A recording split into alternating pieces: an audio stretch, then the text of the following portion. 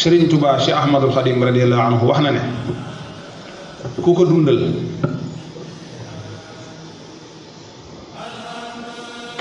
dundal bu dëppoo ak sunna dañ ci jële njariñ yu bari.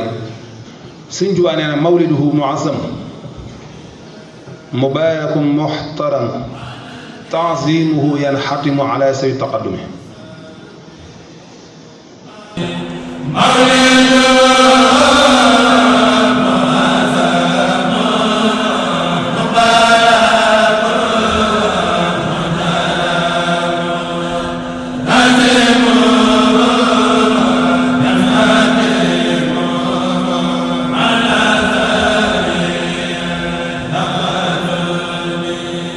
تعظيمه بالسنة يقودنا للجنة به ازدياد المنة لمخلص معظم.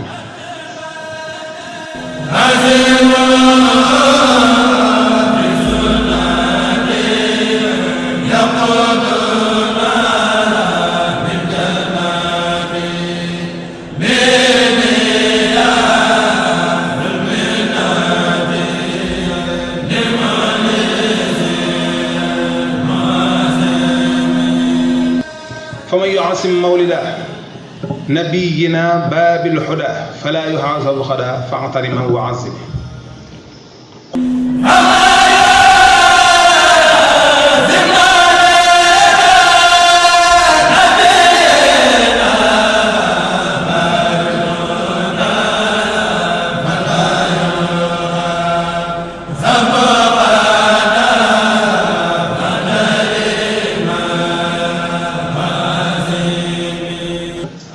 فمن يعصم مولد خير البرايا أحمد فكشهيد زهد بدرا بخير وهن.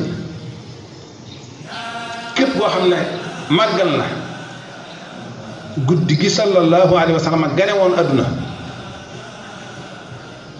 moom mi nga xam ne moom la yàlla gënal ci mbindeef yépp mooy ngën ji mbindeef ki def loolu day dana mel ne ko amee darajey shahid.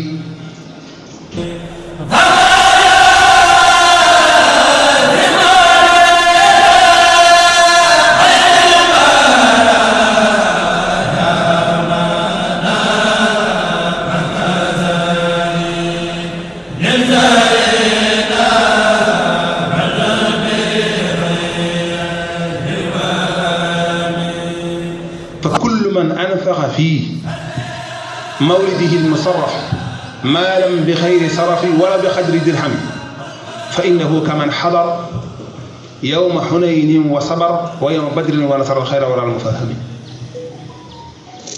li ñuy wax infaq fi sabilillah mooy yëkkati sa alal dépassé ko ci lu yàlla gërëm dépassé ko ci yoonu yàlla.